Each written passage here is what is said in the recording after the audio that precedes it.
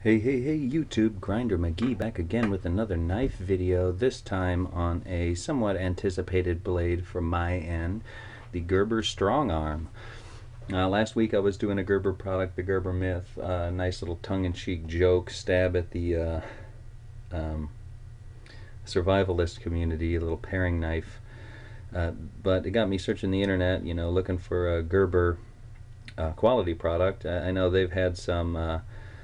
they don't get a lot of love on the interweb because they kind of make some junk, but I found some reviews, especially on YouTube, of a gauntlet of this knife being passed around. Found it pretty favorable. So it definitely has the mass appeal look to it with the bayonet style blade and the saber grind and the really nice handle here with the double guard. It's got this Zytel handle with a rubber overmold. Really likes to click into that sheath.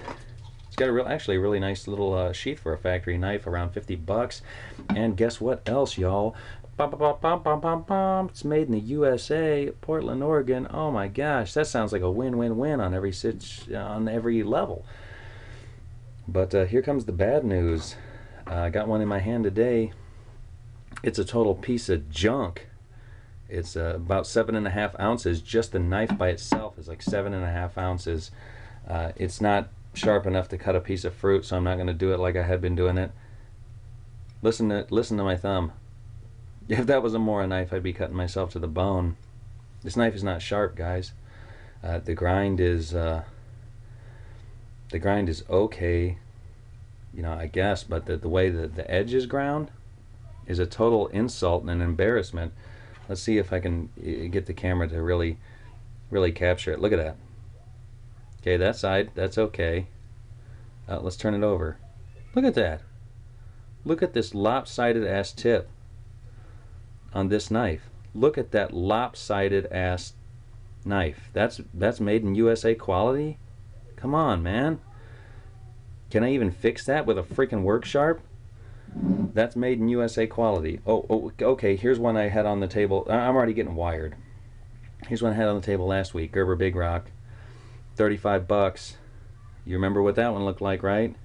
It's got an actual knife grind, right, with a tip that'll actually do something. Remember that? It's only 35 bucks. It's not made in the USA. Oh, but that's a looks like a Harzy influenced design that came out a few years ago. Let's just go over some other options, ways to spend your money better. Why this is a total waste. And once again, it has the mass appeal, so I'm sure that it's just going to be sold so many units. But I mean, you'd be better off with a freaking Gerber, the Bear Grylls Ultimate Survival Knife. At least that one had an edge on it. We got the SOG Northwest Ranger, about 50-60 bucks. This knife came out of the box super sharp, nice grippy handle. It doesn't have some of the same features as this knife, so like it doesn't have the glass breaker, it doesn't have a really excellent sheath. You'd have to make a sheath made for it to suit your needs, but damn, that knife gets really sharp. It's made out of Aus-8 steel, about a 5.5 inch blade on that one. Showed you the Big Rock already. Let's just pull out one more around that $50 range here. Everybody knows what this one is by this point. This is the Mora Black. Let me figure out how to hold it so that you can tell what the hell it is. Mora Bushcraft Black. Awesome. So sharp. Of course, I love Mora, so I'm totally always biased against Mora. I don't think you can do better than a Mora knife as far as a fixed blade utility knife under 7-8 inches. I think Mora is the way to go. But I just wanted to try some other stuff. I mean, I like the Gerber Big Rock. Yeah, I've been carrying it since I found out that it sliced so well in the kitchen. The other week I've been trying it on some other tasks, and it works good. Whittling a tent peg and doing all kinds of other utility stuff. So I thought maybe, this one definitely has the look. It's made in the USA. Let's give it a try. And then I just couldn't be more disappointed in this. Look at where the edge grind starts down here. See if I can get it. See how much steel they removed from that on that high-speed sharpening process? And there is maybe a tiny little dip in the blade. It's the magnifying lens is making it look like there's a big dip in the blade, like right there. See, but honestly though, look at how much steel's been removed from that.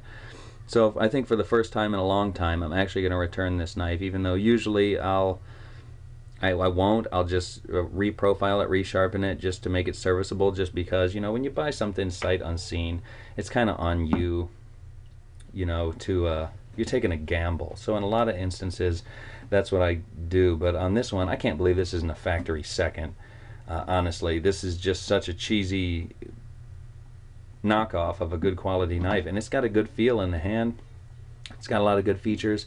If I get it returned and it gets a replacement that's serviceable, you know, I'll have to update this video. But as of right now, all y'all that are looking at this knife and you want to spend your $50 on something that'll do actual cutting tasks and not just dig a hole in the garden, and don't waste your money on this Gerber, because it's really not worth it. You know, that's all I had to say, guys. It's Grinder McGee. Grinder McGee out. Make sure to keep your skills sharp, but your knife sharper. Peace.